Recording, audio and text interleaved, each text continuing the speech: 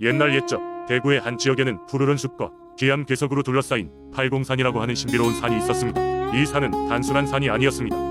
사람들은 이곳에 신령스러운 기운이 깃들어 있다고 믿었고 실제로 이곳에서 많은 신비한 일들이 벌어지곤 했습니다.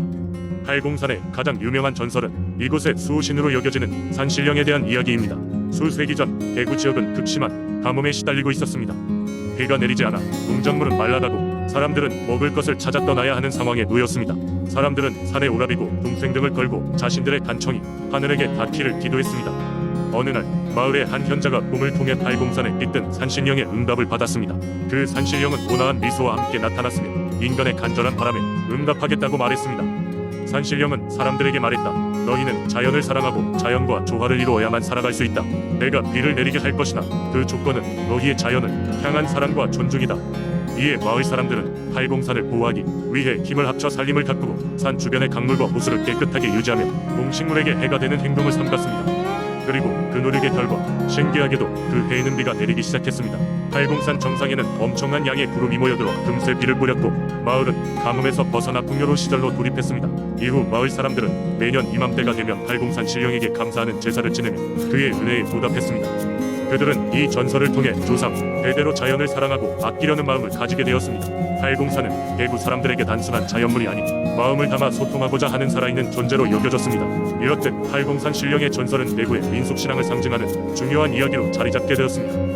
전설은 단순한 옛 이야기가 아니라 인간과 자연의 조화로운 공존을 강조하는 교훈으로 수세대에 걸쳐 전해지고 있으며 현대에도 생태계 보존의 중요성을 일깨우는 중요한 문화유산으로 간직되고 있습니다. 두 번째 이야기, 옛날 옛적 천안에는 구봉산이라고 불리는 작은 산이 있었습니다. 구봉산은 평범한 산으로 보였지만 오래전부터 마을 사람들 사이에서는 신비로운 이야기들이 전해져 내려왔습니다. 이를테면 밤이 되면 종종 기이한 불빛이 산속 깊은 곳에서 보이곤 했고 바람이 일렁일 때에는 누군가의 웃음소리가 들리게 일쑤였습니다. 그래서 사람들은 구봉산을 지나는 것을 두려워했습니다. 구봉산에 얽힌 가장 유명한 이야기는 바로 구봉산 귀신의 전설이었습니다. 이 이야기는 여러 세대에 걸쳐 전해 내려왔습니다. 전설에 따르면 먼 옛날 구봉산에는 한 마을 자리 잡고 있었는데 그 마을에는 신기한 능력을 가진 한 여인이 살고 있었습니다.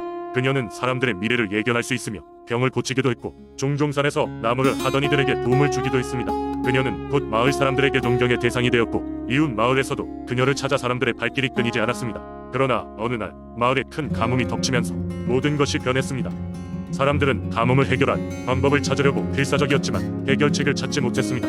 그러던 중 한 사람이 여인을 의심하기 시작했습니다. 무슨 연유로 이 여인이 미래를 예언하며 병을 고칠 수 있으며 이를 두고 신의 노여움을 받은 게 아니냐라며 마을 사람들에게 소문을 퍼뜨렸습니다. 사람들은 점점 그 말을 믿게 되었고 여인을 두려워하기 시작했습니다. 결국 그녀에게 신의 노여움을 대신 받아야 한다고 주장하며 마을에서 쫓아냈습니다. 쫓겨난 여인은 구봉산 깊은 곳으로 들어갔고 이후로는 누구도 그녀를 볼 수 없었습니다.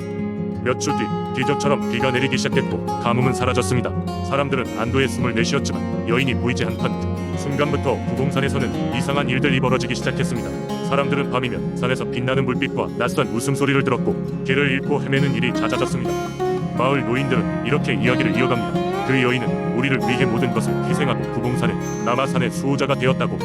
그래서 우리가 어려움에 처할 때면 그녀가 우리를 지켜본다고. 마을 사람들은 점점 그녀를 위해 매년 제사를 지내기 시작했으며 구봉산을 지나치게 될 때면 정성껏 인사를 올렸습니다. 이렇듯 구봉산 귀신의 전설은 천안의 오랜 믿음으로 자리 잡고 있으며 오늘날에도 마을 사람들은 구봉산을 지나기 전에 두 손을 모으고 소원을 빌곤 합니다. 이 이야기는 단순한 전설을 넘어 사람들의 마음속에 깊게 자리 잡은 신앙이 되었습니다. 세 번째 이야기, 옛날 옛적 전주라는 고장에 사람들은 풍요로운 삶을 누리고 있었지만 의문스럽게도 그곳에는 늘 이상한 현상들이 일어났다. 한밤중이 되면 모든 등불이 자연히 꺼지고 북적대던 도심은 마치 무언가에 홀린 듯 조용해지곤 했다. 사람들은 이러한 현상에 두려움을 느꼈고 마을의 장로들은 해결책을 찾기 위해 오랫동안 고민하였다. 그러던 중 한 흰머리 은우인이 장로들에게 다가와 옛날 이 땅에는 풍남문 여신이란 은수호신이 있었다고 전설을 들려주었다. 여신은 이곳 하늘에서 내려온 수호신이었으며 그녀를 기리는 동안 전주는 언제나 평화롭고 번영을 자랑했다고 한다. 그러나 사람들의 무관심과 세월의 흐름 속에 여신에 대한 신앙은 잊혀졌고 여신 역시 서서히 모습을 감췄다고 한다. 장로들은 여신을 다시 부르기 위해 마을 사람들과 함께 예전 여신을 기렸던 방식대로 축제를 열기로 결정했다. 축제는 여름 가장 뜨거운 날 풍남 앞에서 열렸다. 사람들은 여러가지 음식과 음료를 준비해 여신에게 바쳤고 온 마을 사람들은 새벽부터 밤늦게까지 춤을 추며 풍남문 여신의 노래를 불렀다. 놀랍게도 그들의 정성스러운 노력은 결실을 맺었다. 한밤중이었지만 불은 꺼지지 않았다. 오히려 바람결에 실려온 신비로운 멜로디와 더불어 풍남문 중심에 써있는 거대한 나무에서 한 줄기 빛이 뿜어져 나왔다. 사람들은 그 빛이 바로 풍남문 여신의 존재 증거라고 믿었고 그녀가 돌아와 마을의 안녕을 지켜주고 있다고 믿게 되었다. 그 이후로 전주는 다시 번영하기 시작했다. 사람들은 매년 같은 날 풍남문에서 축제를 열었고 저녁마다 여신을 기리며 그녀의 이름을 부르며 기도를 드렸다. 마을에서는 더 이상 불가사의한 일들이 일어나지 않았고 사람들은 풍남문 여신 덕분에 전주의 평화가 지속된다고 믿었다.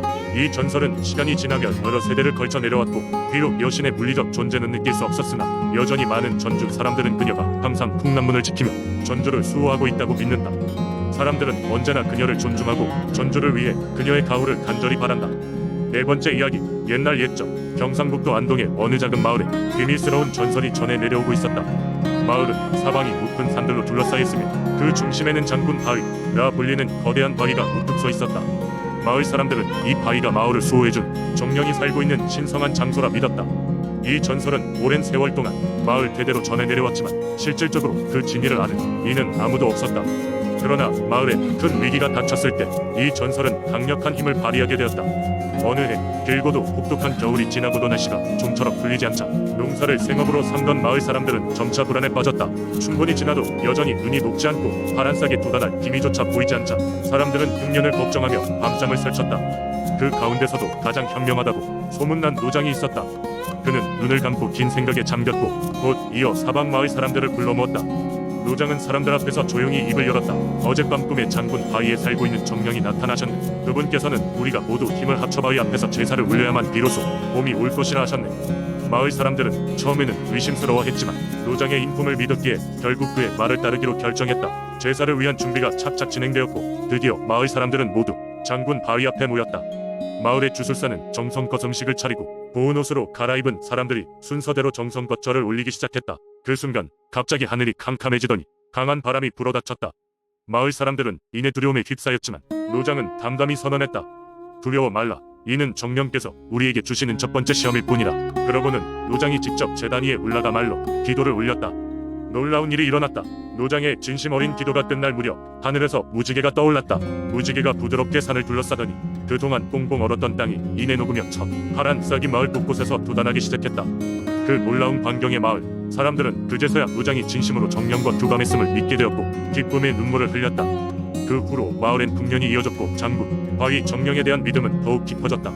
사람들은 계절이 바뀔 때마다 장군 바위 앞에서 정성을 다해 제사를 드렸고 매번 그들의 바람과 소원이 이루어지곤 했다. 이 전설은 오늘날까지도 안동의 중요한 민속신앙으로 자리잡고 있으며 매년 봄이 찾아오면 많은 사람이 장군 바위를 찾아 그 옛날 전설을 기억하며 소원을 빈다고 한다.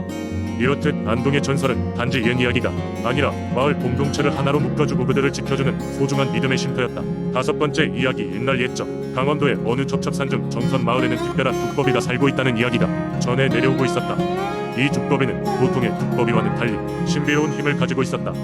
마을 사람들은 이 두꺼비를 신성시하며 산신 두꺼비라고 부르기도 했다. 매년 봄 촉촉한 봄비가 내리고 나면 어김없이 마을 서쪽의 오래된 나무 아래에서 두꺼비가 모습을 드러냈다. 사람들이 두꺼비에게 쌀을 뿌려주면 두꺼비는 후두둑 거리며 쌀을 받아먹었다. 신기하게도 그 배에 쌀을 뿌려준 집들은 모두 풍년이 들거나 가족에게 큰 행운이 찾아왔다고 한다. 특히 철순의 가족은 두꺼비 덕분에 큰 도움을 받은 집안 중 하나였다. 철수의 아버지는 매년 봄마다 두꺼비에게 정성스레 쌀을 준비해 뿌려주곤 했다. 어느 해 봄, 철수는 아버지를 따라 두꺼비에게 쌀을 뿌리는 일을 돕고 있었다. 그때 철수는 두꺼비가 과연 이렇게 신비로운 존재인지 궁금하게 여겼다. 철수는 두꺼비에게 다가가 낮은 목소리로 물었다. 두꺼비님, 왜 마을 사람들에게 항상 행운을 가져다 주시나요? 그러자 두꺼비는 철수 쪽을 바라보며 눈을 깜빡였다. 순간 철수는 마음속 깊은 곳에서 두꺼비의 목소리가 들려오는 것 같은 느낌을 받았다. 그리고 철수는 꿈에서 두꺼비를 만난다. 꿈속에서 두꺼비는 엄청난 산신의 모습을 하고 있었고 철수에게 말했다. 나는 이 산을 지키는 산신이다. 이곳이 자연의 조화와 인간의 신의가 어우러지는 곳으로 남기를 바라며 나의 힘으로 이 마을에 축복을 내리고 있다. 쌀을 주는 것은 단지 나와 마을 사람들 사이의 의식을 위한 것일 뿐 중요한 것은 너희의 마음 속진 실성과 서로를 위하는 마음이다. 철수는 깨어난 후 아버지께 그 꿈 이야기를 전해들었다. 아버지는 미소를 지으며 철수의 머리를 쓰다듬었다. 그래, 우리 조상들도 늘 그 마음을 잊지 말라고 하셨지. 두꺼비께서 내게 큰 깨달음을 주셨구나 라며 철수를 칭찬했다. 그 후 철수는 더더욱 두꺼비에게 정성을 다했고 두꺼비가 주는 가르침과 마을에 대한 사랑을 잊지 않았다. 세월이 흘러 철수는 어른이 되었고 그의 자식들이 마을에서 자라나기 시작했지만 두꺼비에 대한 전설은 철수의 자식과 그 후손들에게까지 계속 이어져 내려갔다. 마을 사람들은 여전히 매년 봄마다 서로에게 웃음과 정성을 주며 두꺼비에게 쌀을 뿌렸다. 이러한 전통은 시대가 변해도 마을 사람들의 마음에는 항상 따뜻하게 살아 숨쉬고 있었다.